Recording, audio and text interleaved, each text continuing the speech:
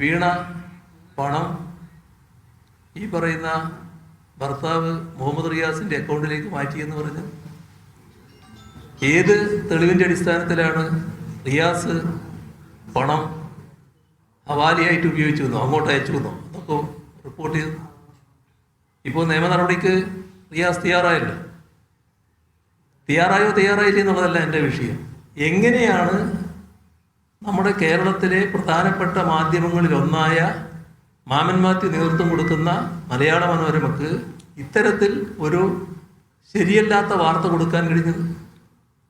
അവർ സൃഷ്ടിക്കല്ലേ വാർത്ത? അങ്ങനെ വാർത്തകൾ സൃഷ്ടിക്കലാണോ നമ്മുടെ മാധ്യമങ്ങൾ ചെയ്യേണ്ടത്? പിണറായി വിജയന് നേരെയായാൽ എന്തും ചെയ്യാം, എന്തും സൃഷ്ടിക്കാം എന്നതാണോ അംഗീകരിക്കേണ്ട രീതി? എത്ര കാലമായി ഇങ്ങനെ തുടങ്ങിയിട്ട്? എന്താണ് ഇതിൻ്റെ ഫലം? നിങ്ങൾ ഉദ്ദേശിച്ച തരത്തിൽ എന്തെങ്കിലും കാര്യങ്ങൾ നേടിയെടുക്കാൻ കഴിഞ്ഞു? ഇവിടെ നിങ്ങളുടെ ചോദ്യത്തിന് എനിക്ക് പറയാൻ ഒന്നേ ഉള്ളൂ. ഈ പറഞ്ഞ അന്വേഷണവുമായി ബന്ധപ്പെട്ട് അന്വേഷിക്കാൻ വന്നപ്പോൾ എല്ലാ രീതിയിലും വീണ സഹകരിച്ചിട്ടുണ്ട്. ഒരു വ്യത്യാസവും അതിൽ കാണിച്ചിട്ടില്ല. അത് ഏത് അന്വേഷണത്തോടും സാധാരണഗതിയിൽ നമ്മൾക്ക് സ്വീകരിക്കേണ്ട നിലപാടാണ്. അത് പൂർണ്ണമായി സഹകരിച്ചിട്ടുണ്ട്. ഇനിയും വിവരങ്ങൾ എന്തെങ്കിലും വേണമെങ്കിൽ ആ വിവരങ്ങൾ നൽകുന്നതിനും വീണയുടെ ഭാഗത്തുനിന്ന് യാതൊരു മടിയും ഉണ്ടാവില്ല.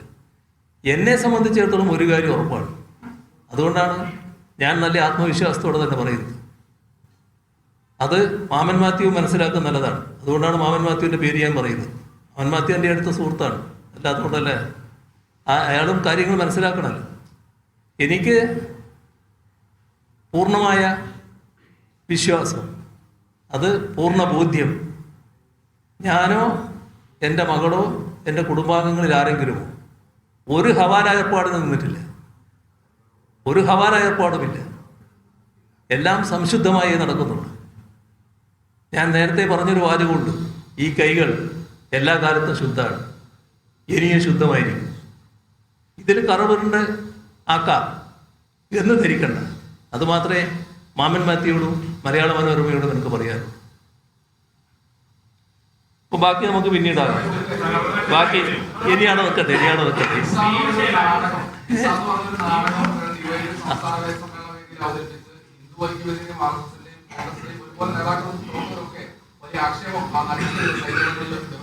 അതിന് നിങ്ങൾ നല്ല നിലപാടാണ് എടുത്തത്. മാധ്യമങ്ങൾ പൊതുവിൽ നല്ല നിലപാടെടുത്തു. നല്ല നിലക്ക് അത് തുറന്നു കാണിച്ചു. വളരെ നന്ദി. നേരത്തെ പറഞ്ഞതിനെ കൂടെ ഇതുകൂടി അഭിനന്ദനാർഹമായ കാര്യമാണ്. ഒന്നുകൂടി അഭിനന്ദിക്കുന്നു.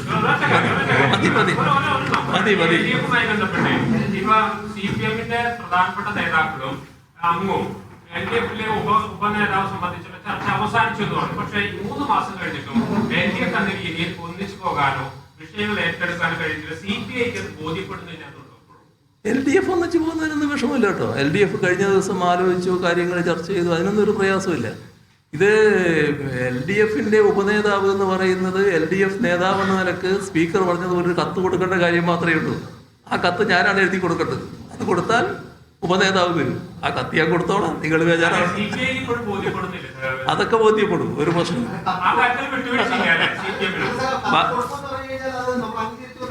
ബാക്കി പിന്നെ പറയാം. കത്ത് ഞാനല്ലേ എഴുതി കൊടുക്കേണ്ടത്. കത്ത്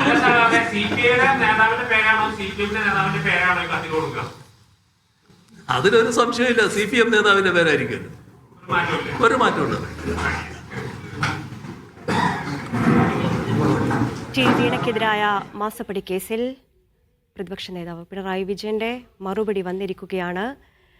അന്വേഷണം നടക്കുന്നതിൽ അതിൽ യാതൊരു തെറ്റുമില്ല. ഏത് അന്വേഷണത്തോടും തങ്ങൾ സഹകരിക്കും. തങ്ങളുടെ പിന്നാലെ കുറേ നാൾ ദീർഘകാലമായി കൂടിയിട്ടുണ്ട് ചില അന്വേഷണ ഏജൻസികൾ.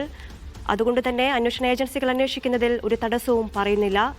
വീണ തന്റെ മകളാണ് എന്നതിന്റെ പേരിലാണോ ഈ വിഷയങ്ങൾ ഉയർന്നു വരുന്നത് എന്നതാണ് സംശയം. വീണ ഭയങ്കര സ്വത്തിന്റെ ഉടമയൊന്നുമല്ല. വീട് സാധാരണഗതിയിൽ ഒരു പത്രക്കുറിപ്പ് ഇങ്ങനെ ഒരു രീതിയിൽ പത്രക്കുറിപ്പ് ഇറക്കാറുണ്ടോ? തന്റെ സ്ഥാനപ്പേരടക്കം പറഞ്ഞുകൊണ്ട് എന്തിനാണ് ഇങ്ങനെ പത്രക്കുറിപ്പ് ഇറക്കിയത് എന്നുകൂടി പിണറായി വിജയൻ ചോദിക്കുന്നു. എന്ത് തെളിവിന്റെ അടിസ്ഥാനത്തിലാണ് വീണ മുഹമ്മദ് റിയാസിന്റെ അക്കൗണ്ടിലേക്ക് പണം മാറ്റി എന്ന് പറഞ്ഞത്? പിണറായി വിജയനെതിരെ ആയാൽ എന്തും ചെയ്യാം എന്നാണോ എന്നുകൂടി പിണറായി വിജയൻ ചോദിക്കുന്നുണ്ട്.